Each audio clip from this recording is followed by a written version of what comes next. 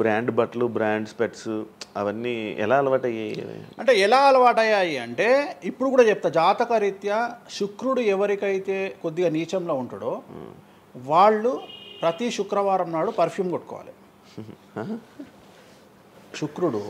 శుక్రుడు అంటే luxuries. Okay. శుక్రుడు జాతకంలో శుక్రుడు గ్రహం నేను మాట్లాడేది. శుక్రగ్రహం వీక్ ఉన్నప్పుడు ప్రతి శుక్రవారం నాడు పర్ఫ్యూమ్ కొట్టుకోవాలి. అండ్ ఒక పెగ్గు 30 ml కాచేయాలి. తాగుమని చెప్తే వేణుస్వామి చెప్పిండు కదా అని ఒక ఉద్యమంలాగా తాగొద్దు. ఒక 30 ml స్కాచ్ తాగాలి. అట్లా ఒక 3 నెలలు చేసిన తర్వాత డెవలప్మెంట్ ఏందో మీకే కనిపిస్తుంది.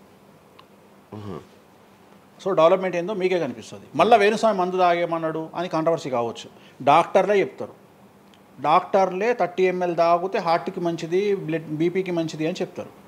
కానీ డాక్టర్ల పేరు అడ్డం పెట్టుకొని కుంభాలు తాగుతారనే భయానికి డాక్టర్లు చెప్పరు, ఆపేశారు. 30 ml అనేది చాలా మంచిది. బట్ నేను రోజు తాగమంటలేను, శుక్రవారం నాడు మాత్రమే. అది కూడా శుక్రుడు నీచంలో ఉంటే, శుక్రుడు 6వ ఇంట్లో, 12వ ఇంట్లో, 8వ ఇంట్లో ఉన్న శుక్రుడి మీద శని దృష్టి ఉన్న జాతకరీత్యా మీరు శుక్రవారం నాడు 30 ml పెగ్గు తాగండి నైటు. అది కూడా ఫ్యామిలీతోని మహమ్మద్ రఫీ పాటలు పెట్టుకొని, ఏఆర్ రెహమాన్ పాటలు పెట్టుకొని, ఇళయరాజా పాటలు పెట్టుకొని ఆ పెగ్గు తాగి ఆ పాటలు ఎంజాయ్ చేసి పండుకోండి హ్యాపీగా. సో మీ లైఫ్ ఎట్లుంటుందో చూడండి. నేను మాట్లాడేది వ్యాపారమో ఇతర ఉద్యోగం చేసే వాళ్ళ గురించి కాదు. ప్రత్యేకించి 100 రూపాయల దగ్గర 1,00,000 రూపాయలు సంపాదించగలిగి రియల్ ఎస్టేట్ వ్యాపారులు, వ్యాపారస్తులు, పొలిటీషియన్స్, పెద్ద వాళ్ళ గురించి మాట్లాడుతున్నాం. టీచర్లు, అటెండర్ల గురించి నేను మాట్లాడతలేను. టీచర్ ఎంత తాగినా తాగుడు మిగులుతుంది తప్ప పైసలు రావు, ఎందుకంటే ఆయన జీతం అంతే కాబట్టి. సో ఎక్కడైతే పెరగడానికి ఆస్కారం ఉంటుందో వాళ్ళ గురించి మాట్లాడుతున్నాం. సో ఇది కూడా మంచిది రెమెడీ. సో ఇలాంటి రెమెడీలు చెప్పాలంటే వేణుస్వామి చెప్తాడు కానీ వేరేటోడు చెప్పాడు. ఎందుకంటే వాడికి భయం, మందు తాగమంటే తప్పు. అరే మందు తాగమంటే తప్పు అయితే మందు యాడ్ ఎందుకు వస్తుంది, మందు ఎందుకు తయారు చేస్తారు? సో ఇదన్నీ అందుకనే దేశ కాలమాన పరిస్థితి. కసినో తీసుకుపోయి గోవాలో పెడితేనేమో లీగలు, హైదరాబాద్లో పెడితే ఇల్లీగలు. సో నేను దేశ కాలమాన పరిస్థితులు అందుకనే చెప్తున్నా. దేశ పరిస్థితులు అంటే గోవాలో యాక్సెప్ట్ గేమింగ్ యాక్ట్, ఇండియా హైదరాబాద్లో యాక్సెప్ట్ కాదు. సో అదే చెప్తున్నా, ఒక దగ్గర విడాకులు అనేవి ఇండియాలో కష్టము, అమెరికాలో ఈజీ. అమెరికాలో 10 విడాకులు తీసుకున్నా ఎవడు పట్టించుకోడు. సో ఇవన్నీ కామన్. ఒకప్పుడు ఒక పెళ్లి చేసుకో, రెండో పెళ్లి అనేది చాలా పెద్ద విషయం. ఇవాళ తెలుగు సమాజం కానీ ఎంత గొప్పదైపోయిందంటే 5వ పెళ్లికి కూడా శుభమా అంటూ 5వ పెళ్లి అంటున్నారు. కాబట్టి చాలా వైడ్ రేంజ్ ఆఫ్ థింకింగ్ అనేది మారిపోయింది. కాబట్టి వేణుస్వామి కూడా మారిండు దాంట్లో, సింపుల్ అంతే, ఏం లేదు. ఇనయ మీ ఫ్రెండే ఇనయ ఫ్రెండ్ అనే పదం తప్పు కదా. ఫాలోవర్స్ ఉంటారు, నా క్లయింట్లు ఉంటారు, నా క్లయింట్లు ఉంటారు, అంతేగాని తనకి బాయ్ ఫ్రెండ్ రీసెంట్గా బాయ్ ఫ్రెండ్ వచ్చి బ్రేకప్ అయింది కదా, మరి మీరు చెప్పలేదా తనకి? ఇలా నాకు సంబంధం లేదు. మీ దగ్గర కూడా పూజ చేయించుకున్నారు కదా మీ దగ్గర. నేను పూజ చేసింది ఆమె పర్సనల్ ఇష్యూ కోసం కాదు కదా. నేను ఆమె పూజ చేసింది సినిమా కోసం చేసినా. ఇప్పుడు రాజాసార్లు ఆమె చేస్తుంది కదా, ప్రభాస్ సినిమాలో ఆమె యాక్టింగ్ చేస్తుంది.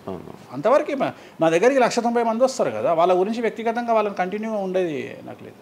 నాగ చైతన్య శోభిత జాతకాన్ని మీరు చెప్పడం జరిగింది కదా, అది తప్పని ఇప్పటికైనా ఒప్పుకుంటున్నారా? టైం విల్ డిసైడ్ అండి ఏదైనా కానీ. నేను జాతకాలు చెప్తా, పర్సనల్గా నాకు ఎవరి మీద ఏ కోపాలు ఉండవు. వేణుస్వామి జాతకం చెప్పినప్పుడు కామెడీ, 2-3 ఏళ్ళు అయినాక సీరియస్. సో నేను నమ్మింది నేను చెప్పిన, సింపుల్. ఓకే. సెలబ్రిటీ జాతకాలు వేణుస్వామి చెప్పి కలకల్లాడిన వేణుస్వామి ఈ మధ్య సెలబ్రిటీల నుంచి కొంచెం రావడం కానీ విజిటింగ్ కొంచెం తక్కువ అయ్యి డౌన్ అయ్యింది అంటున్నారు, నిజమా? అది పెరిగింది కాకపోతే ఇంతకు ముందులాగా పబ్లిక్లో పెట్టట్లేదు. ఓకే, నేను పెట్టట్లేదు. ఓకే, దిష్టి అని కాదు, నేను పెట్టట్లేదు, అవసరం లేదు. ఆ స్థాయి దాటిపోయినా అనుకుంటున్నా, అంటే పబ్లిసిటీ చేసే స్థాయి దాటిపోయినా అనుకుంటున్నా. ఓకే, పబ్లిసిటీ స్టంట్లు ఎందుకులే లోపల. ఇప్పుడు నేను అనేది ఏంటంటే, ఒక టీవీ ఛానల్ బ్రేకింగ్ న్యూస్ ఇచ్చి, ఉదాహరణ TV9 గురించి మాట్లాడుకుందాం. 2002-2000 సంవత్సరంలో స్టార్ట్ అయిన టీవీ ఛానల్ బ్రేకింగ్ న్యూస్ కోసము తన స్టాండర్డ్స్ క్రియేట్ చేయడం వరకే తన ప్రయత్నం తను చేస్తుంది. ఒక లెవెల్ వచ్చిన తర్వాత, ఒక నెంబర్ 1 పొజిషన్ వచ్చిన తర్వాత చిల్లర వేషాలు లేదు.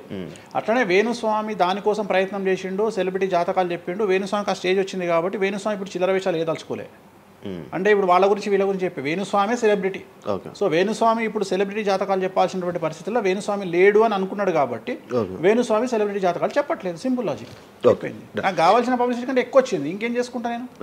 నాకు ఎక్కువ ఎక్స్ట్రీమ్ వస్తుంది, నాకు వద్దు. ఇప్పుడు వేరే వాళ్ళు ఉన్నారు, వాళ్ళు చెప్పుకుంటున్నారు. ఇప్పుడు నేను స్లో చేసినప్పటి నుండి ఆగస్టు నుండి మీరు యూట్యూబ్ చెక్ చేస్తే వేరే జ్యోతిష్కులు వేసుకుంటారు అంటే.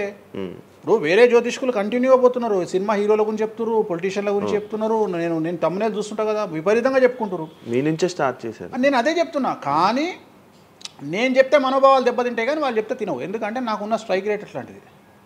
మీరు వైరల్ కంటెంట్. ఎస్, అదే చెప్తున్నాను నేను. ఇంకా ఆ రీచ్కి వచ్చినా కాబట్టి నేను చెప్పదలుచుకోలే, వదిలేసిన. అంటే ఈ రేంజ్ రావడం కోసం చెప్పారు. చెప్పినా, ఎందుకు చెప్పొద్దు? రేంజ్ వచ్చి వదిలేసిన. మళ్ళీ ఇప్పుడు చెప్పే ఆలోచన లేదు. ఇప్పుడైతే లేదు, ఫ్యూచర్లో ఇప్పుడైతే లేదు. నా జాతకం మారి మళ్ళీ నాకు చిమ అంటే చెప్తా. మీ జాతకం ఎప్పుడు మారిపోతుంది? మారింది ఆల్రెడీ.